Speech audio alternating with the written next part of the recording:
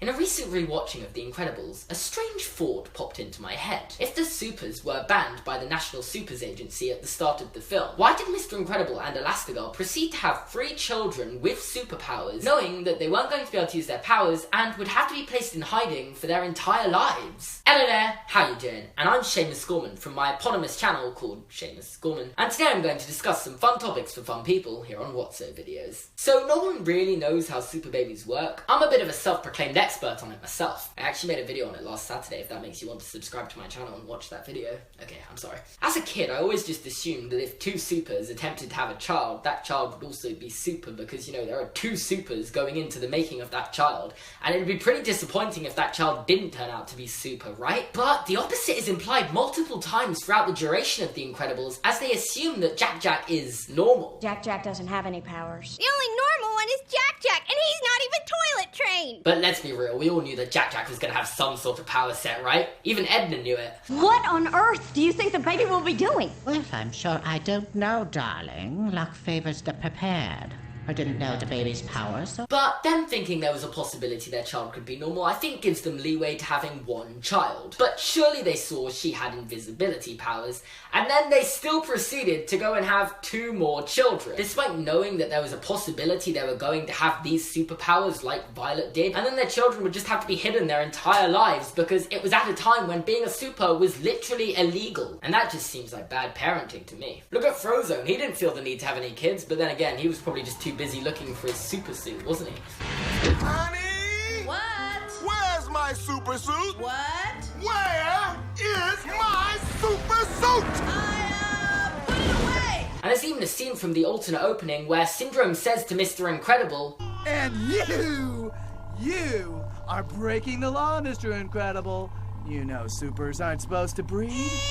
so does this make them terrible parents? Or do you like to see it from the romantic side, that they just loved each other so much they had children even though it was against the law for them to do so? Well, I think there's a strong argument to the fact that they probably shouldn't have had kids. And if they really wanted kids, they probably should have just adopted some normal kids. And having normal kids would have made things much easier because the kids could have been who they wanted to be rather than just having to hide their abilities their entire lives. But then again, eventually the parents would just have to have the talk with their kids and explain who they really are and the fact they're actually superheroes, and then maybe their kids would feel like they're living in their parents' shadows their entire lives. But at least this would have been legal, because I'm sure the National Supers Agency would have permitted them to adopt. It's just giving birth to new superpowered menaces they wanted to avoid, presumably. I am so rooting for Dash to be the villain in The Incredibles 2. And if he does, that would make a pretty strong argument for them being terrible parents. However, there's also a strong argument for the latter, being that if they were ever tracked down and attacked in the future, having normal kids would be somewhat of a weakness. Because the kids could just be used as bait, a bit like how MJ's used as bait for Spider-Man,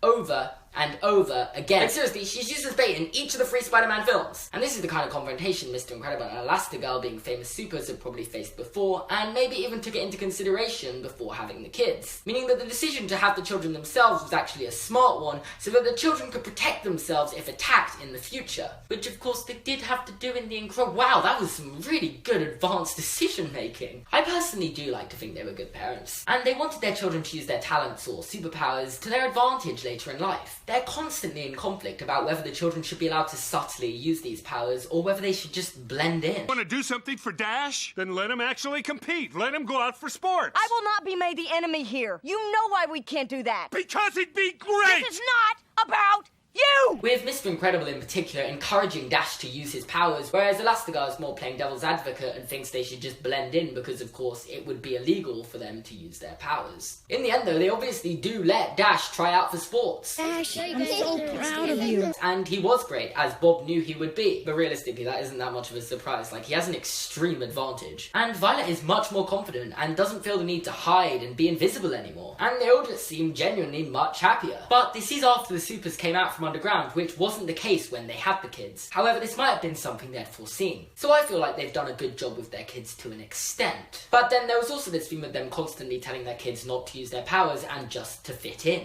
As there is with every argument, there are two sides. What do you think? Are Mr. Incredible and Elastigirl terrible parents? Is there anything I left out? If so, let me know down in the comment section below. I want to thank Isaac from What's Up Videos for making this collaboration with me. And if you are new to his channel, you should definitely subscribe and check out some of his other videos. If you'd like to see the video he made for my channel about the Lion King and whether Simba and Nala are actually related, you can find the link in the description or you can click here. And if you enjoyed this video and like watching me, go subscribe to my channel, Seamus Gorman, in the description, and maybe there's a card here. Thanks for watching and have a magical day.